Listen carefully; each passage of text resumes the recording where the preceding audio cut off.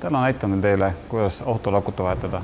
Enne, kui asud aku vahetuse kallale, veendu, et see aku on siiski see, mida sa pead vahetama, mis vajab vahetust. Sest autol võib olla muid probleeme, alates kemika laadimisest ja lõpetades kehva ühendusega akuklemmidel.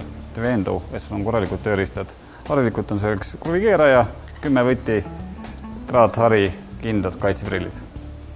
Enne aku vahetuse kallale asumist veendu, et aku vahetamisega ei kaasne probleeme alates raadiokoodidest ja lõpetades võtmete koodide ununemisega.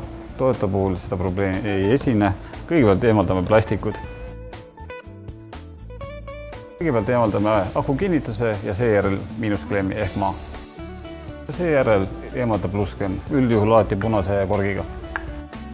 Ja aku soetamisel alati veendu, et see oleks margipõhine ja vastaks auto gabariitidele. Aku vahetusel on kindel selles, et aku polaarsused saaksid õieti plussiga, miinusega, sest vastasel juhul see võib lõppeda kogu auto elektrisüsteemi väljavahetamisega. Aku klemmide ühendamisel ühendage kõigepealt pluss ja siis maa ehk miinus. Kuna see auto on uus, siis meil praegu vaja ei läinud traattarja, aga vanem auto puhul puhasta alati auto akuklemmid. Kui akuklemmid kinnitatud, mine tööoperatsioonidest sammu-sammult tagasi.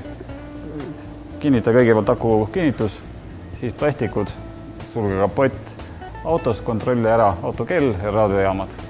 Vana akut ära prügikasti viska ega loodusesse jätta, vaid vii vanade aukude kogumiskohta.